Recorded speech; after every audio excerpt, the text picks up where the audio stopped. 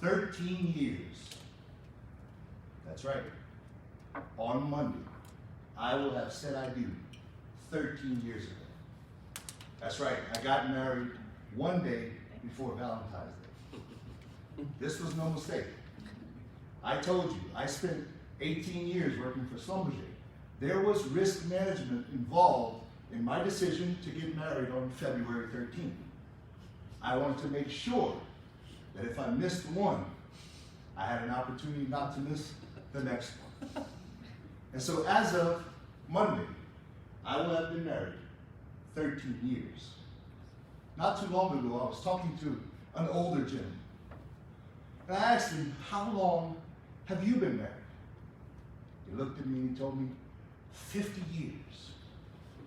And I thought to myself, wow, it's incredible. How do you do it? Was my question. How do you stay married for 50 years? He looked at me and he said, Corey, what you must do is take your wife traveling. Take her on trips. He said, for instance, our 25th anniversary, I took my wife to Europe and we backpacked around the countries of Europe. I thought to myself, I like traveling. I'll take my wife. I don't know about backpacking around the countries of Europe, but sitting by the pool, no doubt. And so I asked him, well, what did you do on your 50th anniversary? He looked at me and he said, well, on my 50th anniversary, I went back to Europe and picked her up, he said. So there's obviously more than one way to stay married. Much more than one way to stay married. It was an evening, December 1984. A young boy had just gotten home from basketball practice one evening. Walked into his house and his sister met him at the door. She said this to him, Daddy wants to see you. Confused by that request, the little boy makes his way through the home. As he passes the dark, vacant rooms, the only thing he can see is a light coming from his parents' bedroom. He enters the bedroom, and his entire family is there, sitting quietly. His mother, his brother, his two sisters, and his father. He looks over at his father, and to his surprise and even disbelief, he sees something that he's never seen before. His father was crying. The little boy walks around the bed, kneels down on the side of the bed next to his father. With tear-filled eyes, his father looks at the little boy and slowly moves his hand towards him. Still hesitant, the boy grabs his father's hand, for he still doesn't know what's going on. After he grabs his hand, the entire room, every eye filled with tears, the father looks at his son and he says this, I'm sorry. Though it was only 2 words, it seemed that those 2 simple words wrote a book in the heart and the mind of that little boy. What the father was saying in that moment was, I'm so sorry that I won't provide for you everything that everybody else could get. I'm so sorry that I won't be able to give you a nice home or nice clothes. I won't be able to provide for you decent Christmas gifts or birthday presents. I won't be able to give you decent school supplies. Normal meals will be irregular in our home. And as far as a college education, that was way too far out of reach. You see, his family was filing bankruptcy. They were losing everything that they had. What a tragedy for such a young boy. Can you imagine the weight of that uncertainty? for a 7-year-old boy to look at his future and be so uncertain about what he might see. It was only a few months later. T-ball season had just finished, and they were selecting the T-ball all-star team. Now, there is nothing greater in the world of a 7-year-old than to be selected for the T-ball all-star team. So the boy waits anxiously at the park to see, did I get chosen for the all-star team?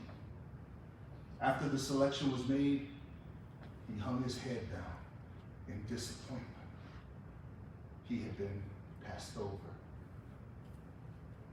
He walked home, his head hung down, sat in his front yard and began to ponder the events of the afternoon. And as he thought about what happened, he thought to himself, I'll just sit here and wait. Because he knew his coach's parents lived right across the street from his house. And he said, I know he's going to come and visit them. Not many moments later, his coach's vehicle rounds the corner and makes his way down the street. The little boy jumps to his feet, runs across the road and meets up with the coach's car and starts to knock on the window before he even has time to put his hand on the handle of the door. The coach rolls the window down. Now, I know there's some of you in here that won't know what I'm doing right now. But he rolls the window down and he looks at the boy. With anxiety in his eyes, the little boy looks at his coach and asks one simple question. Coach, why didn't I make the all-star team? The coach looks at him and without hesitation says this: you weren't good enough. The little boy walks back to his house, humiliated. He sits in his front yard and looks to the sky and wonders, what would he do?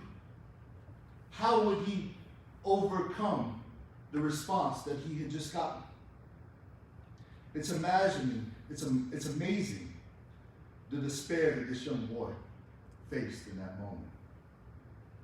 He had been battered by the voice of rejection and the anxiety that comes with poverty and bankruptcy. The giant of uncertainty loomed over this young boy's life, and his future was ambiguous and arduous. I want to talk to you today about the challenge that uncertainty brings to your family, your career, your business, your life. As we work our way through this tonight, I believe it necessary for us to examine some of the nuances surrounding this ubiquitous reality of uncertainty. Our agenda for tonight is very simple. We'll discuss tonight the definition of risk. What is risk? We'll talk about a systematic process that we use to manage risk. We'll determine if uncertainty is the same thing as risk and define uncertainty. We will then try to figure out if the systematic approach that we use to manage risk can be applied to manage uncertainty. And then we will wrap up the evening with the last phase of leading in the midst of this uncertainty. So what is risk? Webster defines risk as this: the possibility of injury or failure. We are taught from a very young age to play it safe. You've heard the words yourself. If you have kids, you've said these words yourself. No, don't touch that. Don't put that in that socket. Don't cross the street. Don't venture too far from the sidewalk. We've heard all of these things, and they're all designed to keep us safe. When we got into our grade school years, nursery rhymes that we heard in school were designed to keep us playing it safe. Every nursery rhyme you heard had a stern message, and the end of that message was designed to keep us out of harm's way. But risk is typically associated with terrible or tragic events. However, learning to make risk-taking a part of your life is necessary for growth and advancement. Courtney Lennox, the author of Bet on Me, says this, that risk is in fact taking action in the midst of uncertainty. Engaging in risk-taking is dangerous and laborious because it leads us to a place we as humans are not comfortable going. That place, the edge of our comfort zone. We are wired by nature to self-preserve. Our brain is wired to keep us safe. That's why when you put your hand on the table and somebody says, hit your hand with a hammer, you can't. You'll move your hand. Most people can't. You'll move your hand out of the way. Because your brain is designed to self-preserve. When we reach a certain limit at our comfort zone, the edge of fear and uncertainty, there is actually a portion of your brain that shuts down. And another part of your brain takes over. People refer to that part of the brain as the reptile brain or lizard brain. It's the brain designed to make you scared.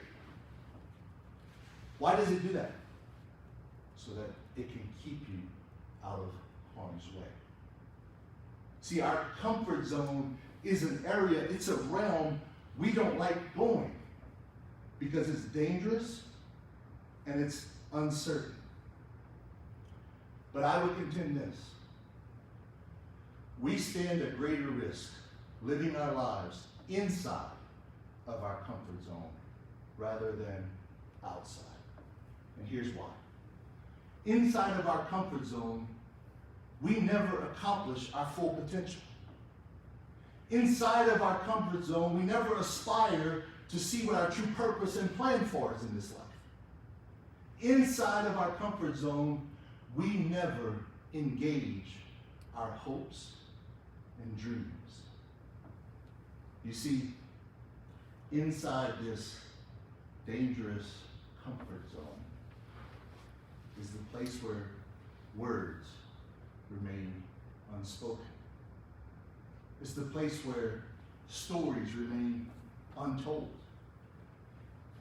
It's the place where books remain unwritten, where lives remain unchanged, where machines remain unbuilt, where career opportunities remain vacant. It's the place where dreams, my friend, remain only dreams. But risk doesn't have to plague our lives with its threats and dangers. Eleanor Roosevelt would say this: do something every day that scares you. The good news for us, and many of us who are quality professionals in this room, is that we have developed a systematic approach to managing risk. That process, risk management. So what is risk management? Risk management identifies, assesses, and controls threats to avoid or minimize their impact.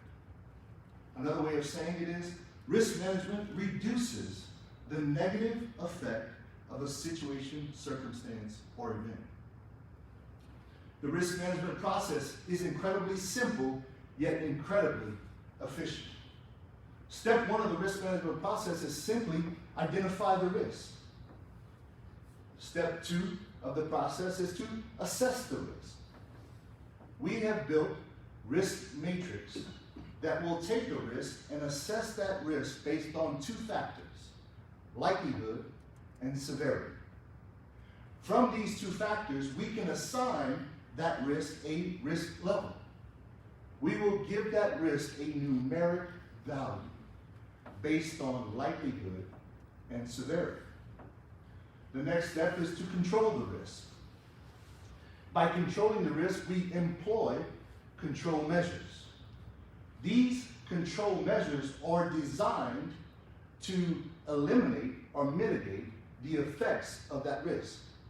These measures can be either administrative or engineering controls, both designed to reduce the impact of that risk.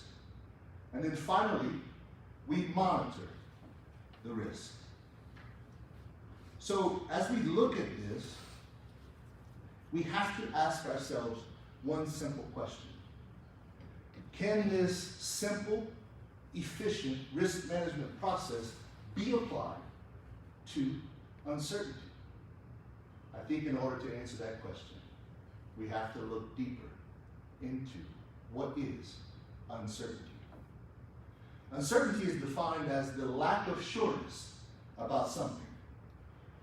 Mathematician John Allen Paulos would say this: uncertainty is the only certainty. Knowing how to live with insecurity is the only security. Uncertainty, by definition, changes constantly the rules of the game. Uncertainty will often release from its ominous depths fear, hesitation, insecurity, and anxiety. We as a society have recently come out of an era of great uncertainty. The COVID pandemic left the entire world wondering what the future would look like. It was uncertain at best. Businesses had to restructure business models. Employees were working from home for the first time in 80 years. Families had to reorganize how they did family gatherings and holiday celebrations. It was a time of great uncertainty. Some people dealt really well with the uncertainty, while others did not. This personality trait of struggling to deal with uncertainty was called the intolerance of uncertainty. I know that sounds incredibly simple, but it was referred to as a personality trait called intolerance of uncertainty. In 1984, a young academic named Philip Tetlock was conducting research. He was working for the National Research Council, and he was conducting research on global uncertainty. His task was to interview 284 of the world's leading assessors of uncertainty.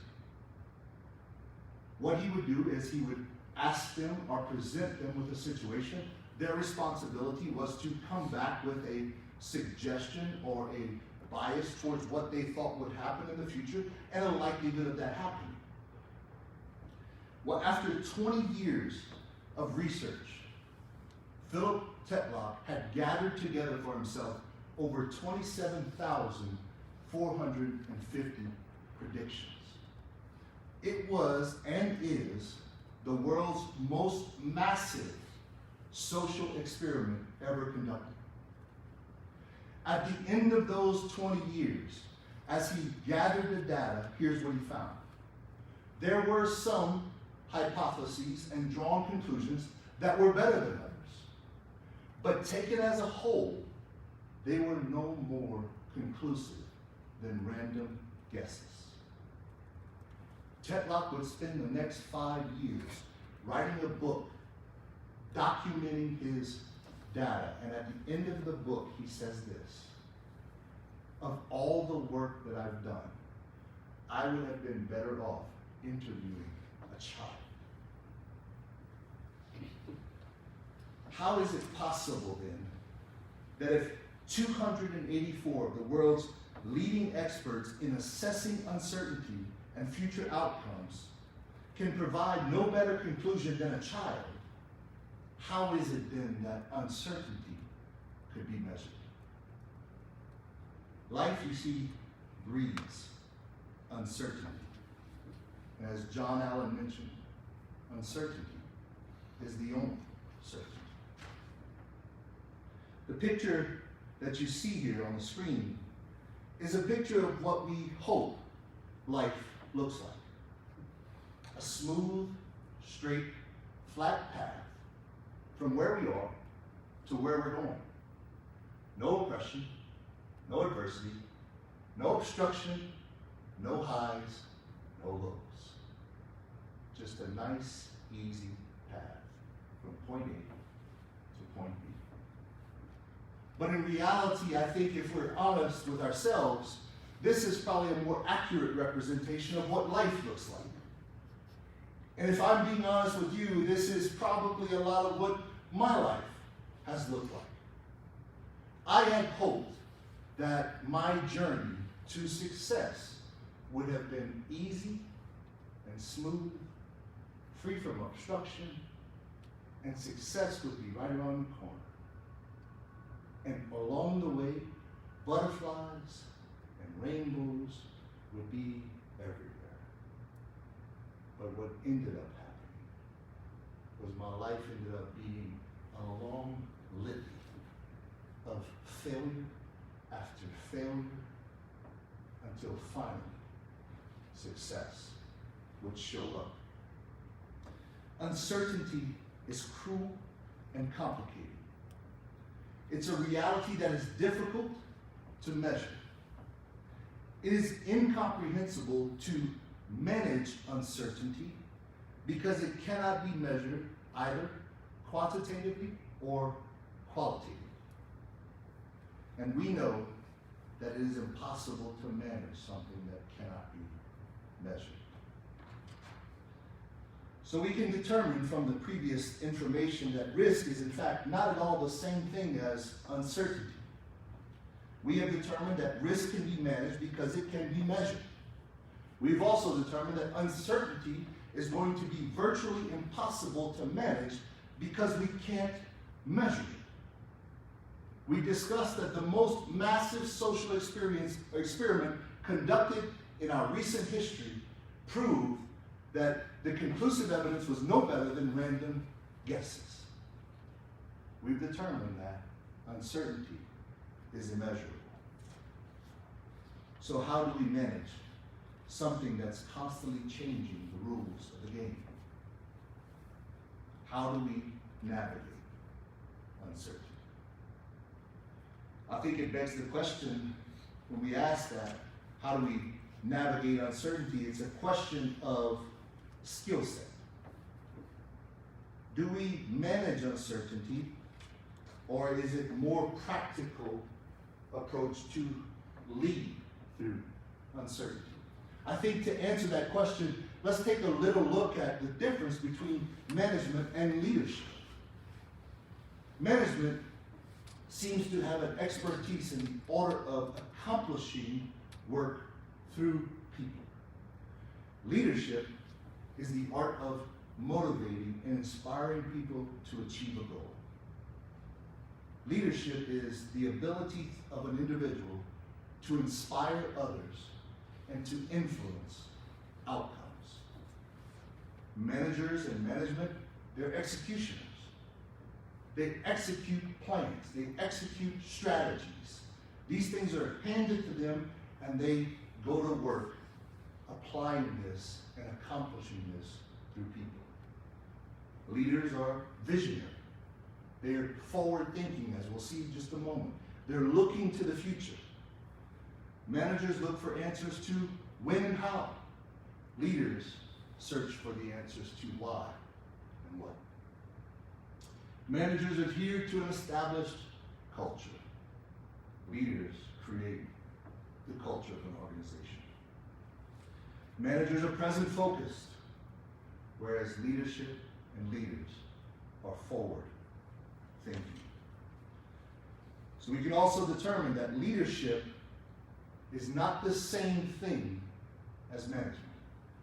Not that leadership is better than management.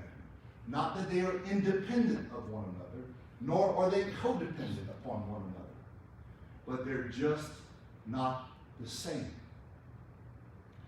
I've been told that you can reasonably manage systems, processes, and procedures, but you must lead people. Why is that? People are uncertain. Their personalities are different. Their cultural backgrounds are different. Their socioeconomic status is different. They are the sum total of everything that they have experienced in their entire life. People are uncertain. You can't manage uncertainty. Uncertainty requires leadership. So since the primary recipient of this adverse and confusing effects of uncertainty are people, then it seems justifiable that leading and not managing is the defensible approach. Now, as we get into the final phase of the presentation, leading in the midst of uncertainty, I want to talk to you tonight about 3 pillars of leadership. Obviously, there are many more pillars of leadership than 3, but we will focus our attention tonight on these 3. Number 1, commitment. Number 2, consistency. And number 3, courage. Commitment. What is commitment? Commitment is the state or quality of being dedicated to a cause or activity. An engagement that restricts freedom of action. When we look at commitment and we listen to this terminology used, restricts freedom of action, it sounds like commitment requires some sort of sacrifice. Commitment requires us to put to death excuses and reasons why we believe we're unable to achieve a dream, a goal, or a vision. Commitment requires sacrifice. Now, you can contribute all day long to someone's vision. You can contribute to a destination. You can contribute to a journey, which requires much less of a sacrifice than does commitment. Dartmouth University's rowing team, their coach one afternoon was explaining to his team the difference between commitment and contribution. One of the boys goes home from practice that day confused, bewildered by what he heard his coach say. When he got home, he looked at his father the next morning, sitting at breakfast, looked at his father, and he said, "Dad, I'm just confused." His dad looked at him and said, "What's the problem, son? What are you confused about?" He said, "Well, Coach yesterday was trying to explain to us the difference between commitment and contribution, and I am unable to wrap my hands around it." So his daddy looks at him, and he says, "Look at your plate, son." So his son looks at his breakfast plate. He says, "Now tell me what you see." His son looks back at him and says, "Bacon and eggs." His father looks at him and says, "The chicken contributed to your breakfast. The pig was committed." The boy goes back to his team, and he tells his team and he encourages his team to row like pigs. The greatest story, or the most memorable story I can think of to illustrate this idea of commitment, is this ideology of burning the ships. Maybe some of you have heard or experienced someone convincing you to burn your ships. And what this means is to do something that makes it impossible to turn back. And so as we look at this concept of burning the ships, in 1519, Hernan Cortez, a Spanish explorer, travels across the Atlantic Ocean in search of the New World. When he arrives, he makes history. He arrives with over 600 men and nearly 30 ships. And he makes history when he tells his men, go back to the harbor and burn down all of the ships. You see, he had made a strong message and communicated a very clear message to his men that there was no turning back. He had made a commitment to burn his ships. I assume that, and maybe falsely, assume that right now you may be thinking about an area of your life, your career, your business that needs your attention, your commitment, and your leadership. If you leave your ships in the harbor, others will see that you must not be fully committed. And if they see that you're not fully committed, why would they be? By burning the ships, you eliminate any opportunity to go back to where you came from or any passageway back to comfortability. Burning the ships doesn't mean that you can't change course. Burning your ships doesn't mean that the current course may not be working. But no leadership plan stands a chance as long as you leave an exit ramp. Look inside yourself. See what aspect of your life, your career, your business, you're struggling to commit. Could it be that your ships are still in the harbor? If so, I offer this to you. Burn them down. Force the commitment and watch what happens. Now that you have committed to a decision and a direction, it is necessary to remain consistent. Consistency is defined as a firmness of constitution or character.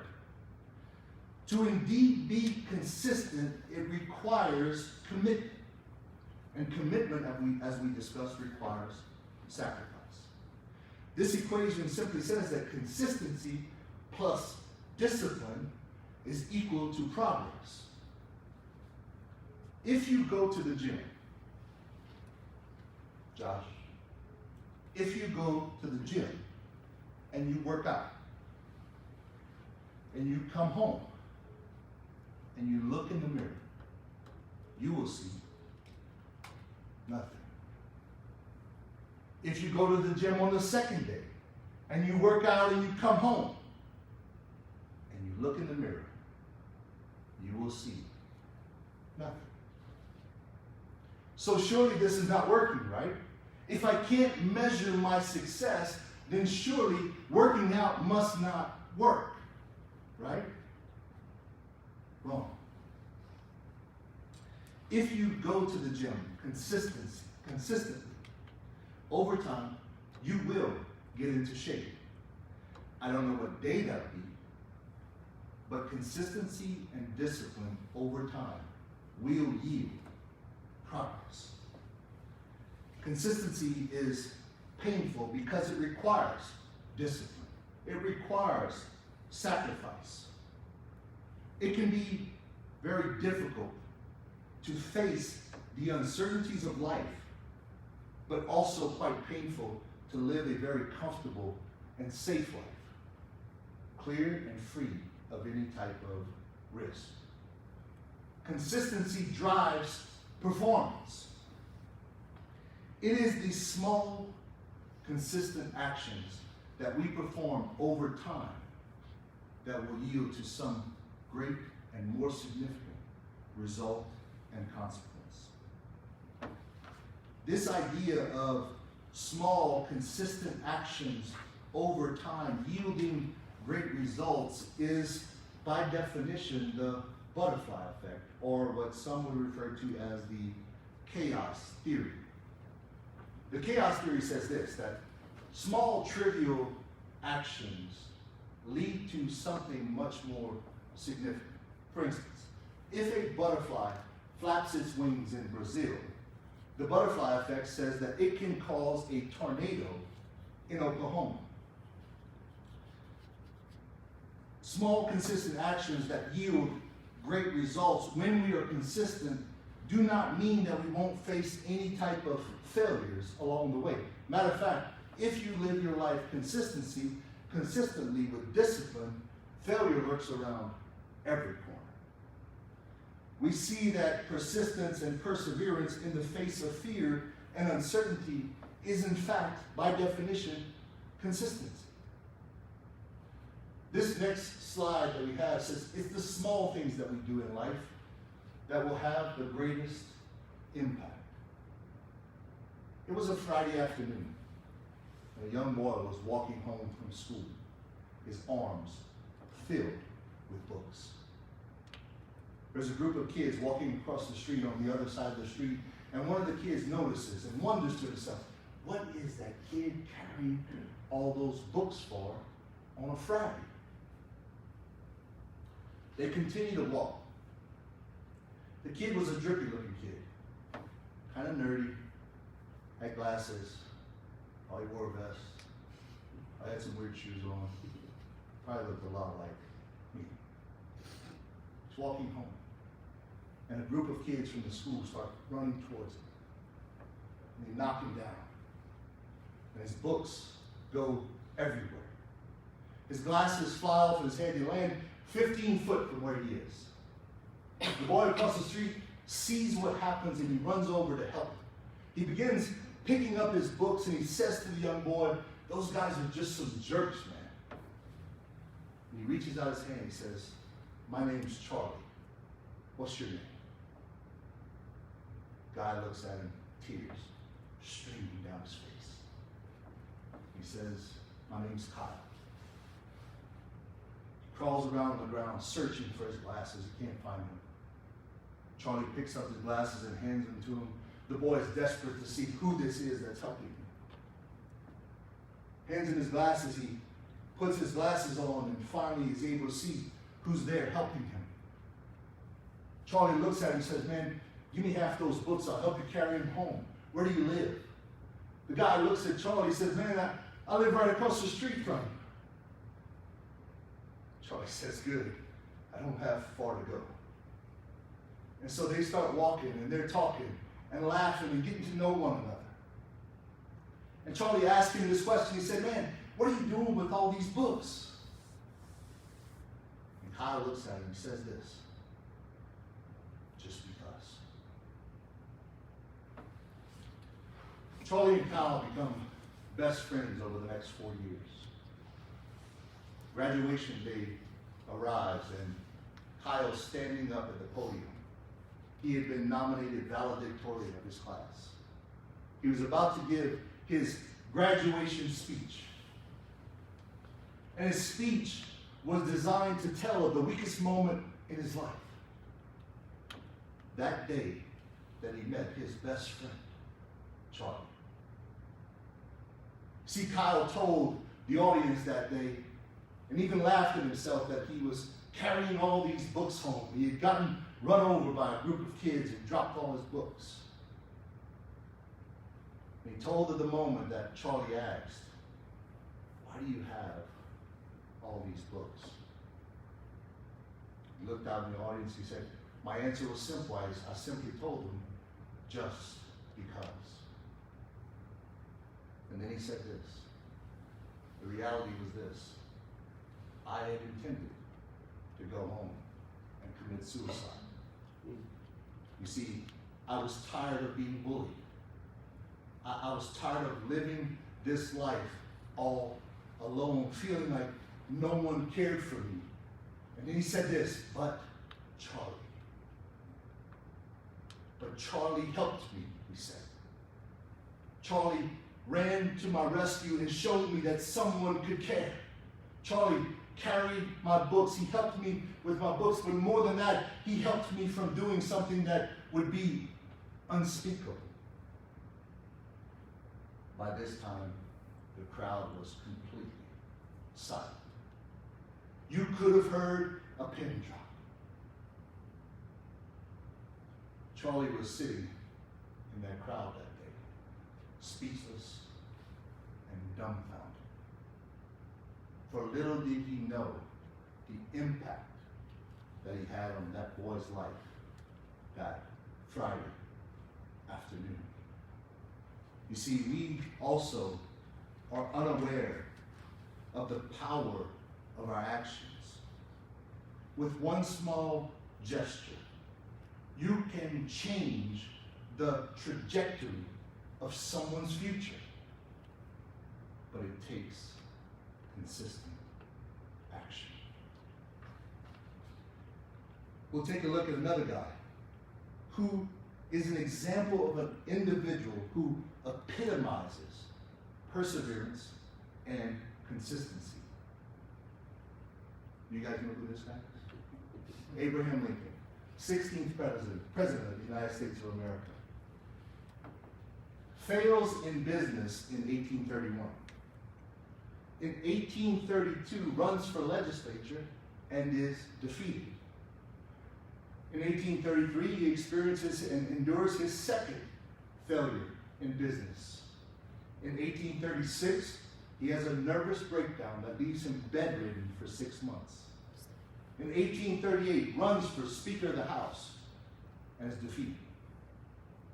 In 1848, defeated for Congress. In 1855, runs for Senate, defeated.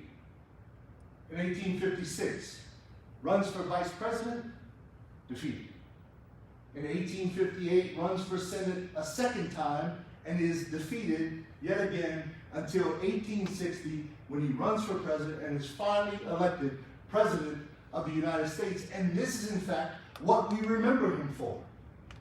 His perseverance through adversity, his consistency of character amid uncertainty. Now, the reality is, he was also assassinated in 1865, which tells us that to live a life of perseverance and consistency can be very, very hazardous to your life. Which brings us to our final pillar, courage. Courage is mental or moral strength to venture, persevere, or withstand danger, fear, and uncertainty. President Franklin Delano Roosevelt says, courage is not the absence of fear, but the determination that what you are trying to achieve is more significant than your fears. What we see here is a young man. The year was 1968. Mamo Wolde was standing on the podium, receiving his gold medal. For he had just won the 26-mile marathon race at the Olympic Games in Mexico City. When shortly after, the sounds of the crowd shifted from a low murmur to a cheerful and standing ovation. You see, someone was entering into Olympic Stadium. This man limps into Olympic Stadium, his right leg bandaged up, his left shoulder severely damaged, a conflicting look of agony and accomplishment in his face. John Stephen Akhwari from Tanzania makes his way into Olympic Stadium to run the final lap to finish the 26-mile marathon race in dead last place. So why the cheers? Halfway through the race, John Akhwari is jockeying for position and gets knocked down. he dislocates his knee and injures his shoulder. Paramedics come to his side to save him. They begin to immediately attend him, bandage his knee, work on his shoulder, and try to insist to John Arcori that he stop and don't proceed with the race. John Arcori stands up from the stretcher and continues moving forward. Relentless, an unyielding spirit. He runs his race. Some 2.5 hours after Walde had crossed the finish line, John Arcori starts to approach the stadium. As he gets to the tunnel to enter the stadium, paramedics are waiting there for him. And they're insisting, they're persevering. John, you don't have to go any further. You've made it. But you see, to finish the race, you had to go 1 lap around the track. And John Arcori passes these paramedics, and he doesn't stop for a moment. And he makes his way into Olympic Stadium to a standing ovation. The crowds are cheering and admiring his courage. He makes that last lap around the track, and as he crosses the finish line, he falls to the ground, face first. The paramedics rush to his side, and they pick him up and put him on the stretcher, and immediately begin to attend to his wounds. Reporters are now everywhere. One of the reporters runs up to John Arcori, and she asks him this question: why would you continue after you had suffered such an injury? John Arcori makes one of the most memorable Olympic quotes of all time. He looks at the lady and he says this. He says, "My country didn't send me 5,000 miles to start my race. My country sent me 5,000 miles to finish it." Afterwards, it was written, "Today we have seen a young African runner who symbolizes the finest in the human spirit. A performance that gives true dignity to sport. A performance that lifts sport out of a category of grown men playing games." And then he said this: "A performance that gives meaning to the word courage." Edgar Albert Guest is a famous poet. He writes a poem entitled Courage. He would say this: "Courage isn't a brilliant dash, a daring deed in a moment's flash. It isn't an instantaneous thing, born of despair with a sudden spring. It isn't a creature of flickered hope or the final tug at a slipping rope. But it's something deep within the soul of a man that is working always to serve some plan." Guest would continue his poem with this: "Courage is more than a daring deed. It is the very breath of life. It is a strong man's creed." At the beginning of our night together this evening, I told you the story of a young boy, 7 years old, who had been battered by the giants of rejection and poverty. The trajectory of this young boy's life hinged upon his next decision. Would the fear of uncertainty imprison his mind and thwart any possibility of an affluent life? Would he let this imprison him, or would he break free from these shackles and fly? But I'd like to tell you how this story ends. See, I was that 7-year-old boy, and I walked away from that vehicle that day, and I sat on the grass in my front yard, and I looked to the sky, and And I said this to myself. Maybe I'm not good enough. I was right. And my coach was right. But we had both eliminated some critical variables from the equation. And it was this, that just because I wasn't good enough then, didn't mean that I could never be good enough. You see, I knew with commitment, consistency, and courage, I could make it. I understood the value of these pillars of leadership. And on that day, sitting on that grass, I resolved within myself that I would do whatever was necessary.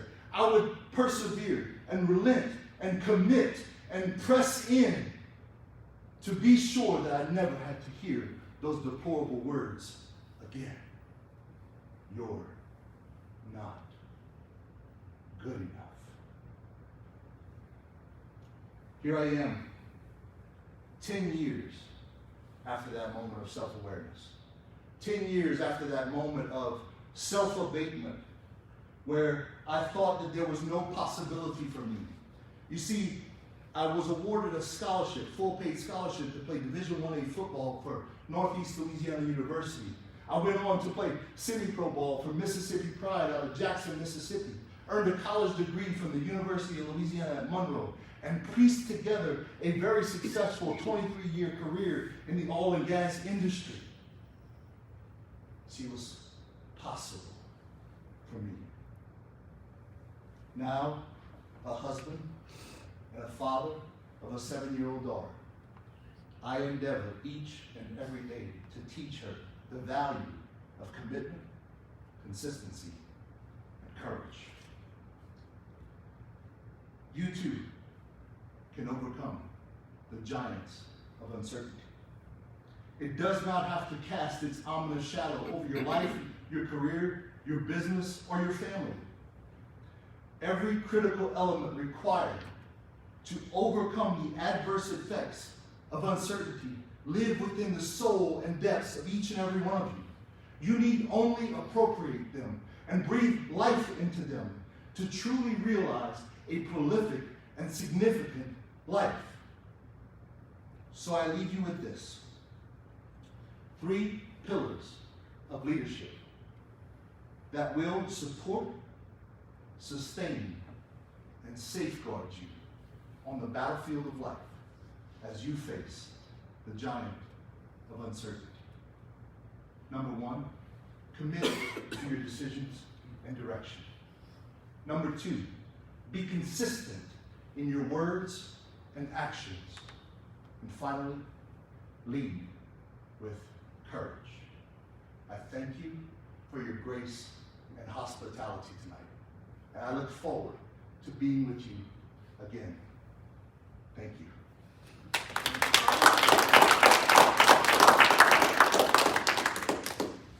I am open for questions from anyone. If you guys want to talk about something that you heard in the presentation tonight, I am happy and available to do that now, or if you want to meet up after, that would be fine as well. Yes, sir. I want to add something, or not add, just say something that